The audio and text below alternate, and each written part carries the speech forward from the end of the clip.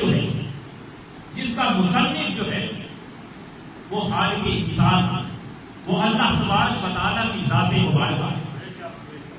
عام کتب کے مصنف جو ہے، اگر ہم کسی کتاب کا ذکر کریں، اس کے مصنف، اس کا رائٹر جو ہے وہ انسان ہوگا، لیکن یہ ایسی بابرکت کتاب ہے، لاریب کتاب ہے، محفوظ کتاب ہے کہ جس کا رائٹر جو ہے اللہ سبحانہ و تعالیٰ ہے۔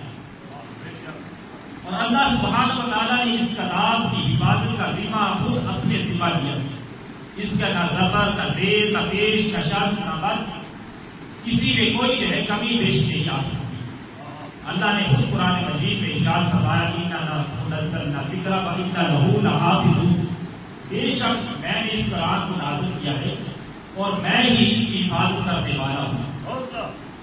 اب یہ رمضان کا مقدس مہینہ جاری ہے، اس ماہ مبارک میں یہ پاک کتاب اتری، شہر رمضان الذی انزل فیہ القرآن، ہم نے قرآن کو رمضان کے بابرکت مہینے میں نازل فرمایا اور لیلۃ القدر خیر من الف شہر، انا انزلناہ فی لیلۃ القدر وما ادراک ما لیلۃ القدر، لیلۃ القدر خیر من الف شہر۔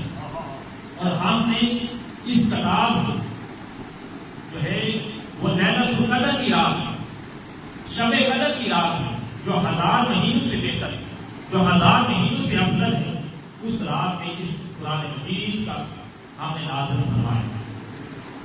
تو یہ جامع کتاب ہے، لاریب کتاب ہے، اور لیلۃ القدر کی رات کو یہ کتاب نازل کی گئی اور قرآن کا یہ اعجاز ہے سامعین کہ اس کو چھوٹے چھوٹے بچے جو ہیں اپنے سینوں میں محفوظ فرما لیتے ہیں۔ وہ کس وجہ سے؟ کہ اللہ نے قرآن میں فرما دیا، سورہ قمر آیت نمبر 17 میں فرمایا وَلَقَدْ يَسَّرْنَا الْقُرْآنَ لِلذِّكْرِ، ہم نے اس قرآن کو پڑھنے کے لیے آسان بنا دیا ہے۔ تو جب اس قرآن کو آسان بنا دیا، تفسیر روح البیان میں یہ بات آتی ہے کہ جب یہ آیت مبارکہ آئی تو اس بات سے، اس آیت مبارکہ سے یہ بات ثابت ہو جاتی ہے کہ قرآن کو یاد کرنا، چاہے چھوٹا بچہ ہو، بڑی عمر کا ہو، اس کو اللہ تبارک و تعالیٰ نے اس کتاب کو یاد کرنا آسان بنا دیا ہے۔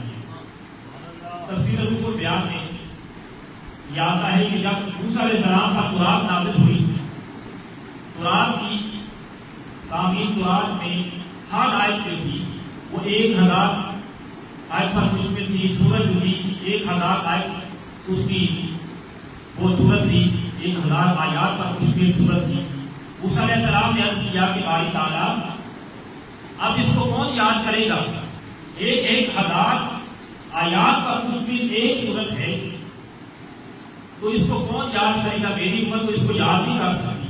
فرمایا کہ میں اپنے پیارے حبیب علیہ السلام کی امت کو تحقیق اس سے زیادہ ایسی کتاب عطا کروں گا